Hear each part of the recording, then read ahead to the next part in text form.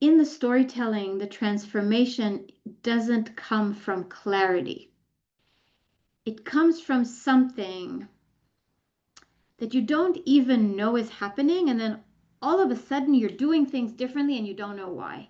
It's a little bit like if I had taught you how to drive, if you were, 16, and I had taught you how to drive, and I told you all the rules, and then you practiced for a little bit, and then after like 3 or 4 sessions, all of a sudden you know how to drive. And if I had asked you, tell me exactly how did you put all these pieces together in order to be able to drive, you'd be like, I don't know, but I'm driving.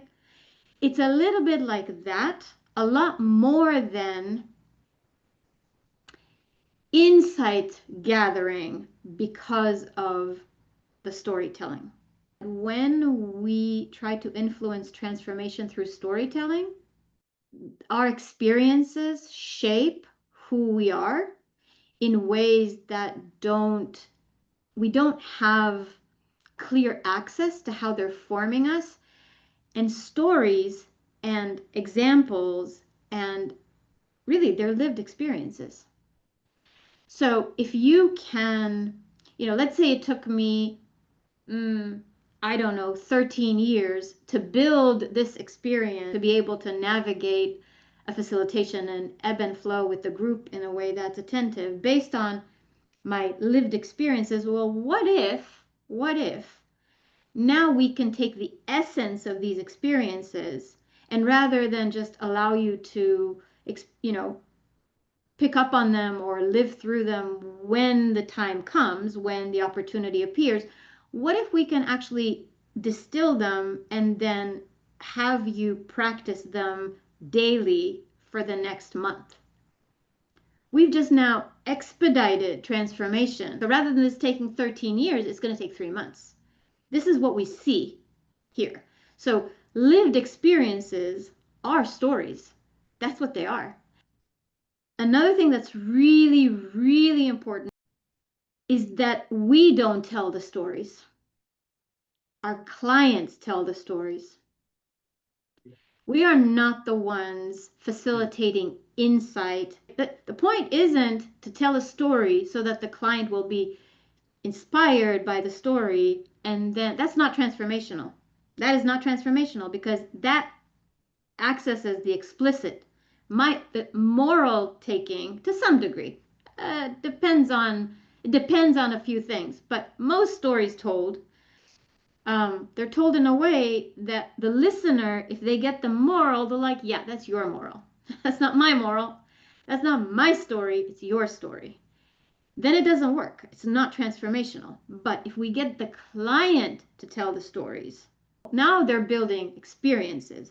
And we're going to be using the narrative. So there's the narrative part of the storytelling, okay?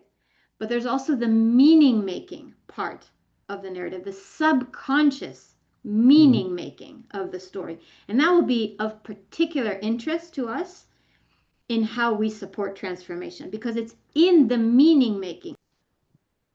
So in the brain, the explicit is busy with words and conscious ideas and that kind of stuff. The implicit is busy with experience. The explicit is focused on knowledge and understanding and insight. The implicit is focused on experience and emotions, right? That's they're not working independently of each other, but I'm just kind of mapping it a little bit. Experiences are event plus meaning. So if you change the meaning, you change the experience, and that's our job. In order to facilitate transformation like this, you first need to decide what the meaning that you're trying to practice is. And that's a very big question. In Advanced Applied Neuroscience, the meaning that we're plugging in is a new way of interacting with emotional discomfort. So now you would tell a story, and then you're emphasizing one way of interacting with emotional discomfort. And I'm going to say, so rather than do it like this, what would that scene look like if now, instead of skipping over choice, the character made an intentional choice? Now what would it look like?